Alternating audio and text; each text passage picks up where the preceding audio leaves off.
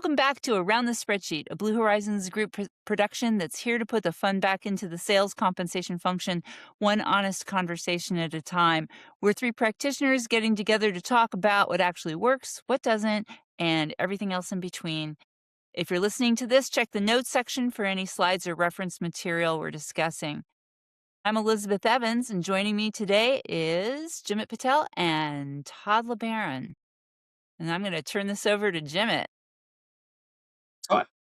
So I figured for this week's topic, since you two just came back from WorldatWork SalesComp 2026, I figured it would be really interesting to talk about that experience, as well as since you both presented at that conference, I'd love to hear your take. Give us a quick insight into that presentation. But to kick it off, I'd love to have Elizabeth, who's one of the faculty members at World at Work, talk a little bit more about what that is and that conference entailed. Oh, thank you. Absolutely. World at Work is, well, I always refer to it as the mothership or nirvana for analysts, at least compensation analysts. It is the total rewards group, right? And they certify practitioners in work life balance, benefits, and different flavors of these too. There's a global flavor in their certifications as well. There's the broad based compensation analysts, which I think is their largest group, the people who write job descriptions and do salary surveys, things like that. And of course, they certify certified sales compensation professionals like myself and Stacy Franzen here at Blue Horizons Group. They are primarily interested in advancing the field of total rewards and doing that through education, webinars, and sponsoring events like what we just came back from, which was SalesComp 26, which is, I think, in my experience, and Todd may have other thoughts, but I think it's the most focused and educational and informational conference for our space, which is really decidedly niche, right? I think we said that about 15 times if we said it once last week. And they hold it annually. It's every August. And right now, I think it's bouncing every other year. It's Chicago. And in the other years, it's a new place. So we just came back from Boston. Nice. Yeah, and Did you? again, they've got a long history. Again, there's Total Rewards, which we also presented at this year, and that's the broader HR conference. It's been great. 16 years ago, I think it was myself and some others at some other firms were pushing World of Work. Hey, we really need a sales comp one. So a lot of us got together. How do we sponsor that? How do we get it going? The first couple were pretty small, then it grew from there, and they max out about 650 people, give or take, right now. It's just great for practitioners. You thought this one was a really good one, good attendance. A lot of the vendors there, a lot of new vendors. Again, it's just a way to get in there and talk in depth on sales comp. And if you think about if you were at the Total Rewards conference back in May, the one we went to in September, it was interesting because we had a lot of discussions. It was great. Had a really good time. But the level of discussion was, I'm an HR person, but I also have to manage comp. So a little more low level. I really need to understand, how does that look? How does it work? Whereas at this one, we're getting the higher level discussions, I think more advanced discussions, and these people are sales comp practitioners. They're not HR people.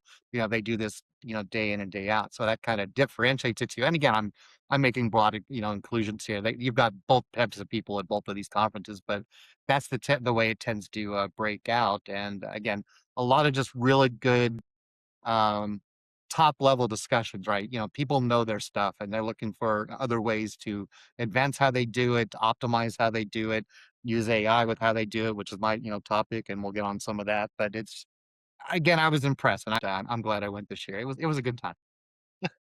Glad you went too. I know.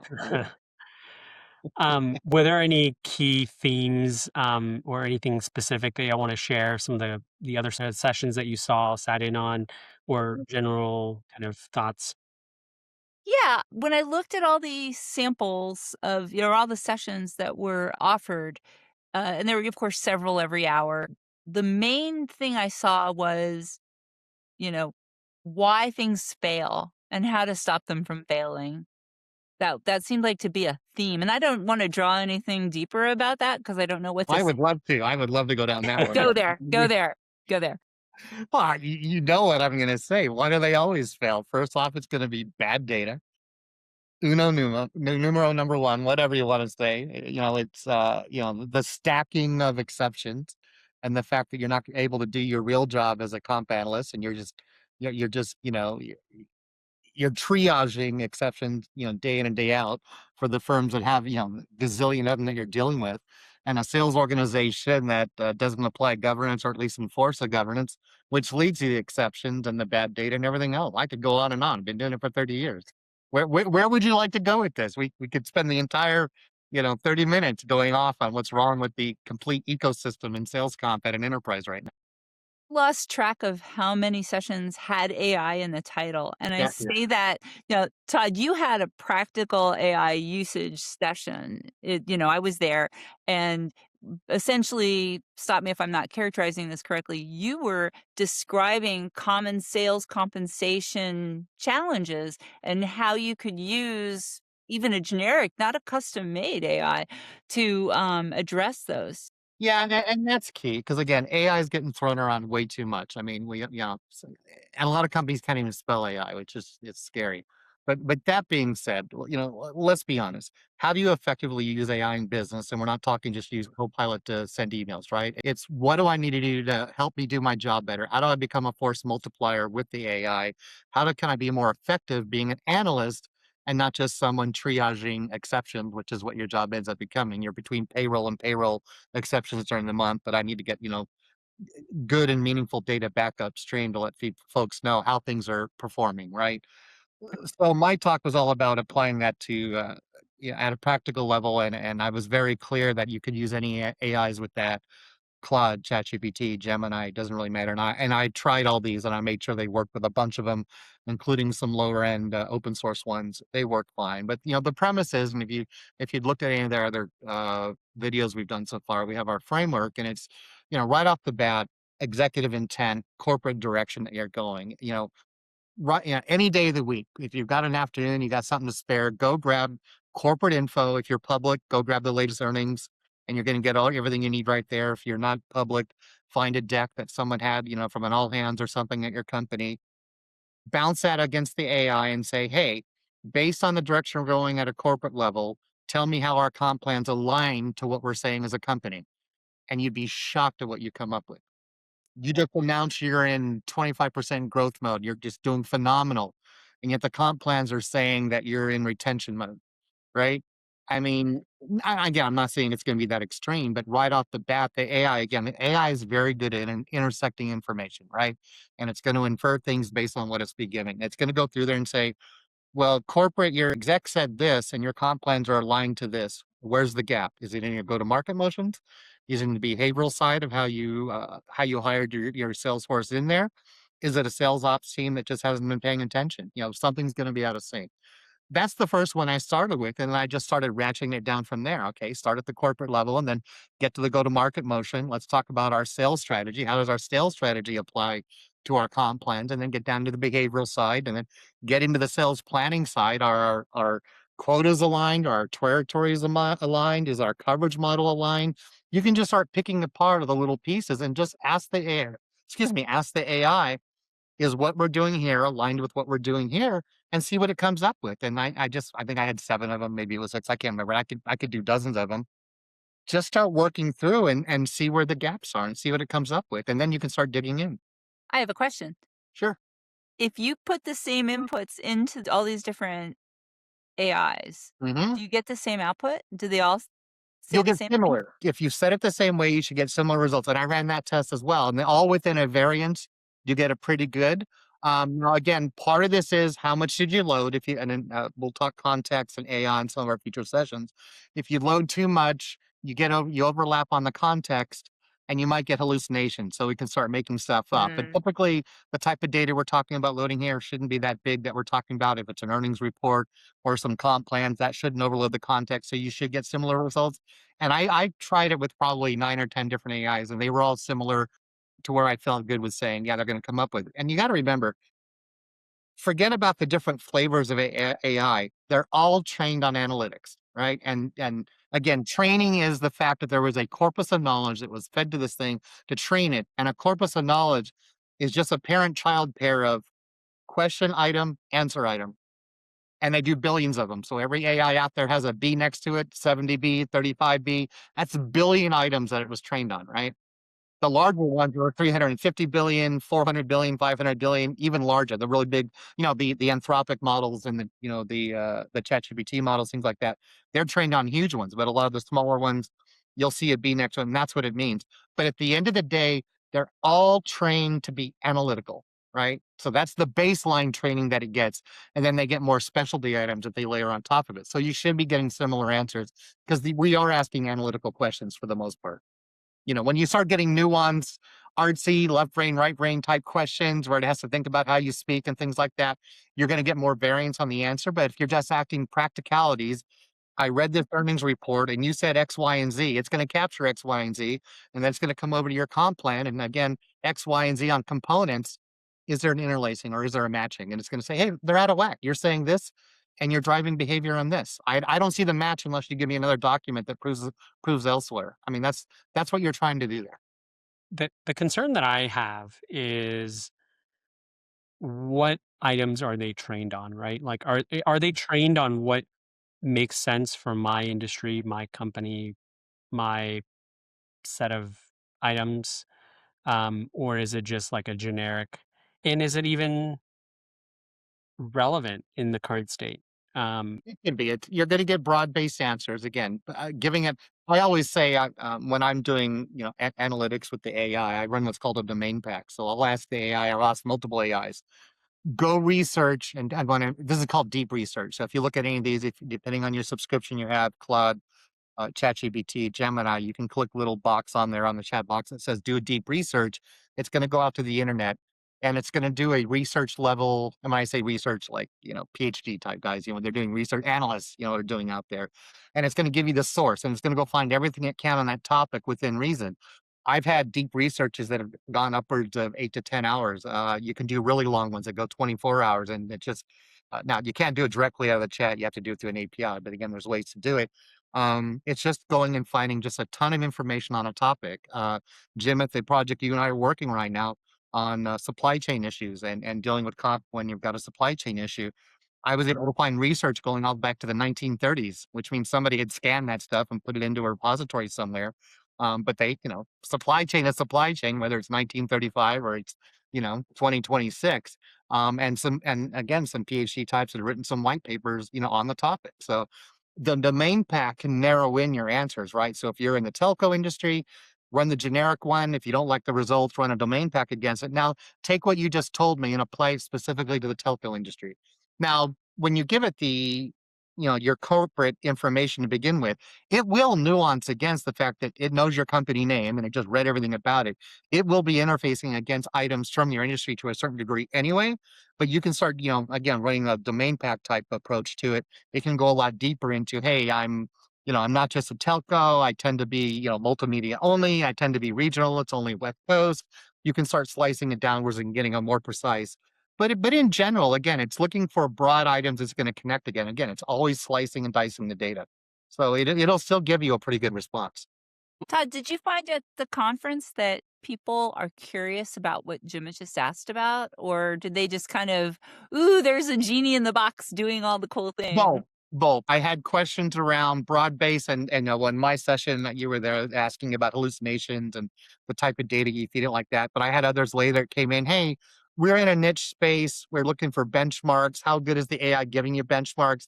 Well, it's only good against either what it's been trained on, which again, I'm not going to go down the rabbit hole of what have these things been trained on because there's a lot of I don't know. I can guess.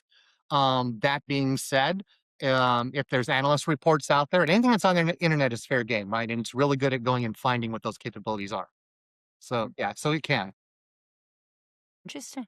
Yeah. I think we need to probably have a future discussion on this because there's, and we've talked about this, that there's so much to AI. I am curious about your presentation, Elizabeth. Would you be able to share a little bit more about what that was, what you presented on, some details surrounding that?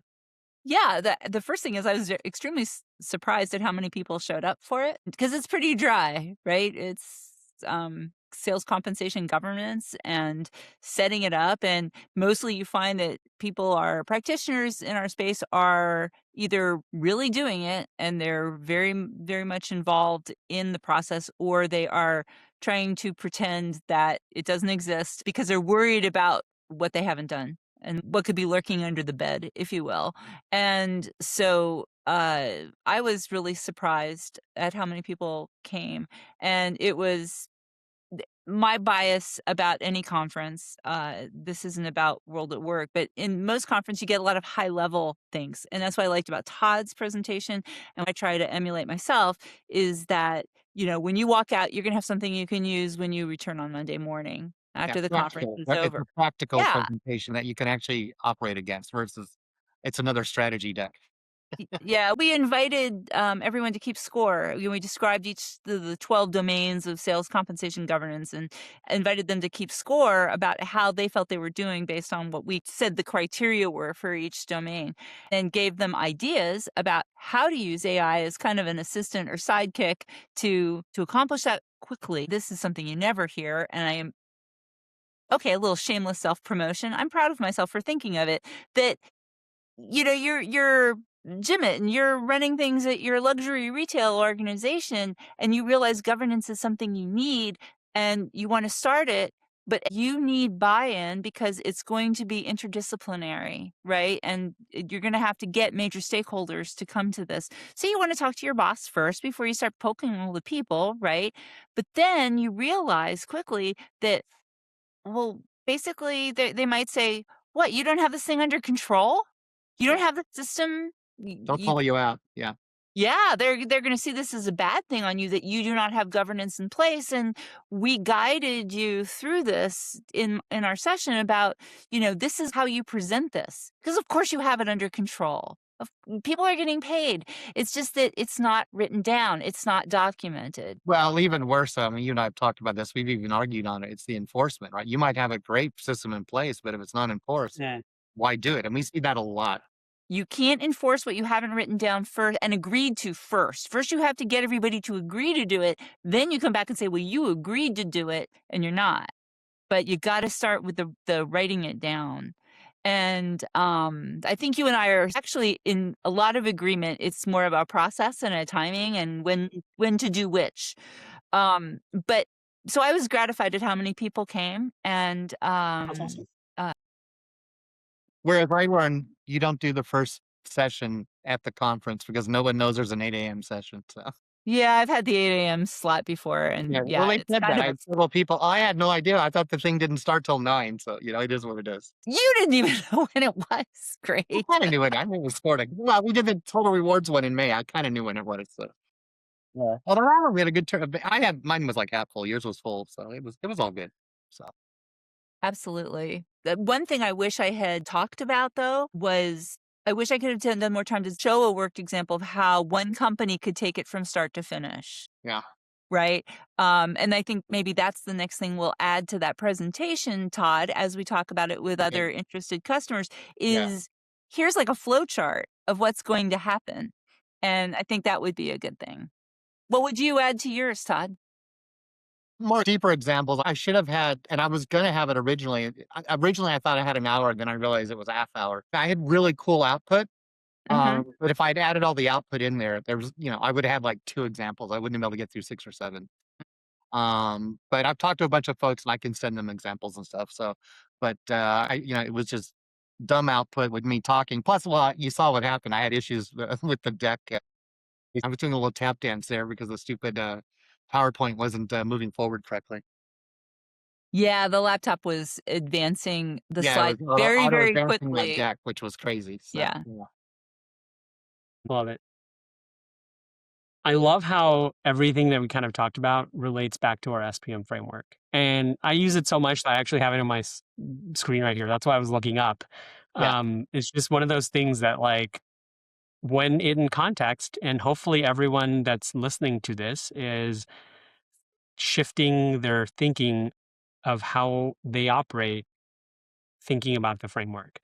Because it definitely helps align kind of what comes into your line of sight and what goes out. And all the impacts that you can make regardless of what level you're at. So that's very exciting to kind of see the connect from your all of y'all's presentations and the feedback. Anything else that you would like to add from the conference that potentially maybe on a future talk that you would like to have, or even if you're continuing to talk about governance next year, like, you kind of touched on what you would talk about currently. Is there anything, another flavor, another approach that you would take, or another topic that you would approach?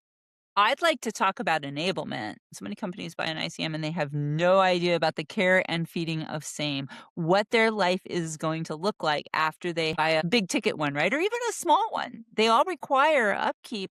And I find a varied uh, distribution of expectation about what that does for staffing, which, as you know, is a real key passion point for me. There's a lot involved, and I would love to do that. I think that the platforms themselves should know what they're, because they don't usually tell you about this when you buy, Yeah. right? You buy one of the big ICMs, they don't give you a lesson about this is what your life will look like. And I actually had the occasion just the other day to speak with, one of these up and coming platforms. They reached out and they wanted to know what a sales comp administrator would want out of a system. And so I gave them the enablement presentation and urged them to think, when they worked on it, think of that with that in mind. Yeah. Uh, so you can't shut me up on enablement. Of Yeah, course, you can shut me up and on true anything. enablement too. That's why a lot of times you'll talk to folks like us, third party, will tell you the unvarnished truth of what it's really going to take because they think, oh, we got a new system, everything's going to be happy. Well, the new system doesn't clean your data for you, and your No. new system doesn't change the exceptions you already have in the system, It and the new increases the system, number of yeah, inquiries.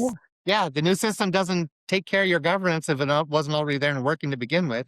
It'll help support it, but you still gotta get it working. That's why I run a call a couple hours ago, someone who'd, missed part of this at the conference, and again, he was talking about that, right? Enablement and how do you make it better, and we were talking about and, they shortchange change management and communication right there.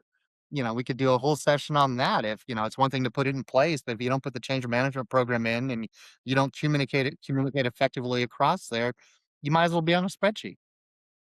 A- And I would, Elizabeth, I think it's one of those topics that, regardless of how much you talk about, or even if you've done it in your previous past, you forget about all the little details that come into it.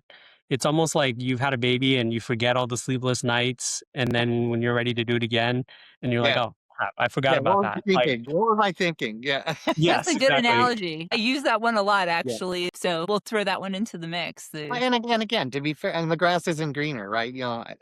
Forget enablement coming off. Let's say you're coming off out of cold system where it was Excel or custom.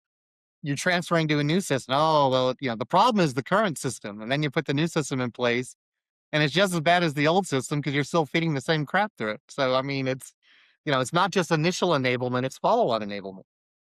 Right. Is it, what did they say? Meet the new boss, same as the old boss. Yeah. Yeah. Another thing coming out of, talking about the vendors, it was interesting how many new vendors are there. And again, at the end of the day, they're still just a UI on top of a database with a rule engine. So, a whole nother discussion we'll have at some point is, start talking about the vendor landscape. But it was interesting. A lot more vendors there this time than Yeah. we've seen in a while. So a lot of up and comers, I should say. Yeah. You mentioned AI was a big topic of discussion. Yeah. Anything that, obviously you're the chief of AI at BHG. So I'm curious of anything that kind of caught you off guard, or you're like, hey, I hadn't thought of that, or a different use case or anything like that. I know you've been doing AI for before I was born. So Right. I'm sure that doesn't happen often, but anything that even surprised you on how people are leveraging AI? No surprises. Don't get me wrong. Every vendor is rolling out some proprietary AI attached to their application. They all will do it. They're all at different levels of capability. They're all doing some cool things. Did anything surprise me? No. um, there was innovation. There wasn't crazy innovation, and simple innovation to make your job easier. Now, here's the problem with a lot of the AI that's out there right now, and all the proprietary AI attached to these tools. It looks great until you have to use it. A comp admin is going from payroll to exceptions to payroll. Are they going to have time to learn all these proprietary AIs and their capabilities during a limited month-long time frame to make all this happen? Some of it sure will be picked up. This gets back to the discussion of bolted on AI versus true agentic engineering, from where the app itself is, you're just asking the AI to do things for you yet. And, we're not there yet. We will get there. And that's, it's not just our industry, it's a lot of industries. And I know we're doing some cool things here. I know I can name some other firms that are doing some cool things, but still at the end of the day, they're still just supporting tools right now, right? They're not moving the bar as much as I would like to see. We'll do a different session on that, because we'll go off on a tangent. There's not enough hours for me to whinge on that one right now. But don't get me wrong, there are some good capabilities, especially around just searching through information you have in the system. Have the AI go find, I need to know this really quickly. I don't know how these items tie together. Yeah, that stuff's really slick. But in terms of helping you write comp plans, every single one I've seen that helps you write a comp plan, it looks great on paper until you go use that plan and you realize you still have to go in there and manually make a lot of changes, to the point where you could just do it manually yourself to begin with. So I think, that's the next. And again, we're early on this. Let's be fair.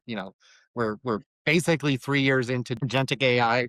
We're slowly getting there, and it's going to get, each one's going to get better. But I'll be blunt. A couple of tools I saw, they looked great, fantastic. There's no way in hell a comp admin is going to use that tool. They are, a consultant like us, we would go in there and use it. As we're doing a multi-month, a year-long implementation, we would go use it. I don't see a comp admin is going to look at it and go, that looks slick. I don't have the hours in the day to go figure out how to make that work. I can just do it on a spreadsheet. Yeah. That's the problem I think we're running into right now. Is it looks great, a lot of eye candy, but the reality of it is, you know, comp people are creatures of habit, and they're going to fall back on a spreadsheet.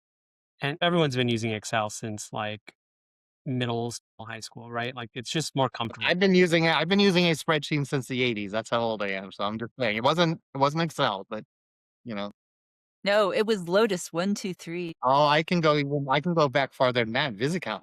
Yeah. Okay, yeah, I've picked it up at Lotus 123. Lotus was '90s. You got to get yourself back to the '80s.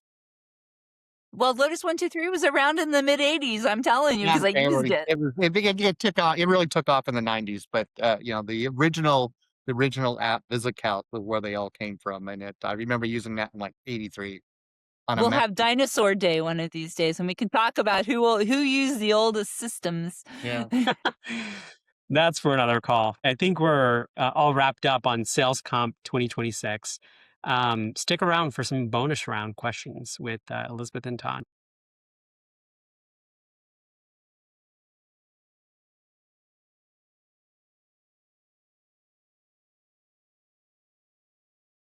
Thanks for sticking around for the bonus round, where we're going to talk about some additional content we think you'll enjoy. So, continuing kind of the sales comp and even just looking at the industry as a whole, um, AI is obviously a big topic of discussion in any conversation that we have. But I am curious of what you two think about disruption in the SPM space. What does that look like? Um, and are we there? Is AI the disruptor? If not, what do you think a disruption is going to look like in this space? For me, with the lens I always look at things through, is that I would think it would be something that would eat the entire elephant. She said, bringing up elephants. It's a goal of mine now to mention elephants at least once an episode. But something that eats the entire elephant and coordinates it all. I mean, what's to stop us from saying, here's the mission of this company, and here's what we know about how we can do things, and tell us about go to market strategy and territories and quotas and roles, and design us some plans then, and then, oh, hey, we'll put those plans into a system and it'll program for that without us having to hire a developer. To me, that would be really disruptive. Yeah. And Todd, I know you're going to have thoughts on that, but I want to know what you think disruption should be. And then we'll come back to Elizabeth's Yeah, question. well, to be Thoughts. fair, I agree with Elizabeth that at the end of the day, I do think it's going to be in the AI realm. I don't see any other technologies. Well, to be fair, when quantum kicks in, it's a whole nother. Again, we can go down that one. Quantum is basically going to just say, not only can I tell you what your plan should be, and I've already calculated them 10 years in advance. So, yeah, that's a whole different discussion. But AI is going to be the disruptor within the space. And I think she nailed it. It literally should be, why are we coming up and trying to figure out per company, per industry, per vertical, whatever, the same old crap we've been rolling out time and time again on comp plans. I think it's the AI getting in there and looking at corporate intent, like from our framework, and coming up with, this is best practice for your company, within your vertical, within your space, with where you are in the growth cycle. This is what you're trying to accomplish. Get away from the god awful one size fits all plans, dynamic plans at the sales level, at the sales rep level. Right. The comp plan That's another episode. it's another episode, but if you wanna talk disruption, why isn't the comp plan sitting on the mobile phone? Because that's where the sell and again, for those types of reps, don't get me wrong, I'm being real specific here, but if you think about it, everybody sells a different way, and we try to shoehorn them into, you're a hunter, you're a farmer, whatever. It should be on the individual, and this gets back to A reps, B reps, C reps. You're trying to excel with your A reps, they know how to make it, you're trying to retain them. You're trying to turn your B reps into A reps, and you're trying to fail faster with your C reps. AI, if you think about it, everybody should have A reps because A should be the force multiplier helping you become a better rep. And if it knows you, these one size fits all plans are actually holding reps back. If you've got a plan that's dynamic and is tied to what the rep's trying to accomplish, it's going to play to their strength, and it's picking up the nuances that makes that person an A rep for the things they're not doing well, right? So let's say there's 10 parameters that makes our sales rep an A rep, and you're good at 8 of them. If you've trained the AI correctly and you've got the system set up, it should be able to grab those 2 that you're missing and make you even better, right? So you can turn your B reps into A reps. So you only have A reps. You should never even have to brute force C reps, because the reason you have C reps is you feel you need to have an organization that's this big. And yet, if you look at the numbers, 20% of your A reps are bringing in what, 80% of your revenue, 70% of I mean, we're working on one right now, but bringing in 90% of their revenue, right? So why do you have these 300 other reps when you don't need them? How far do you think we are from that? Because I feel like that is a huge shift for the human aspect of everyone involved in that, right? From the sales employees to the executives. It's Uh, like everything. The AI could do it right now. If you had the wherewithal, you could put that together right now.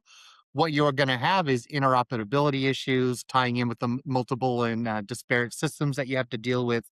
The infrastructure isn't there to support it, but everything else you need to do, we could do it right now. But the cost to do it right now would be unwieldy. You're talking about the CRM ecosystem, the HCM ecosystem, the SPM ecosystem, the ERP ecosystem, all tying together and having a system come in there. Now, don't get me wrong. Um, I'm not saying it's going to be easy, but I don't think we're that far off. Someone with deep pockets is going to come in at some point. They're figuring out right now which business problems they want to solve with AI across the enterprise.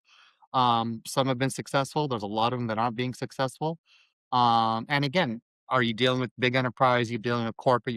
Dealing with SMBs. I'm not sold which one's gonna hit it first, but, like, I think SMB is right because they just can't afford a comp system. I think that'd be the easier one right now going to, and I'm saying sub 100 million, maybe sub $50 million companies when you're talking less than, 300 people in the firm, that kind of thing, maybe 200 people in the firm. I think we may see it there first, and you're talking about the QuickBooks of sales comp kind of thing Yeah. with AI attached to it, and you can just bolt it on and it runs it for you. Because again, how many smaller firms have we talked to and we say, AI can't afford it, and B, I just don't have the time to commit to this like a big enterprise does.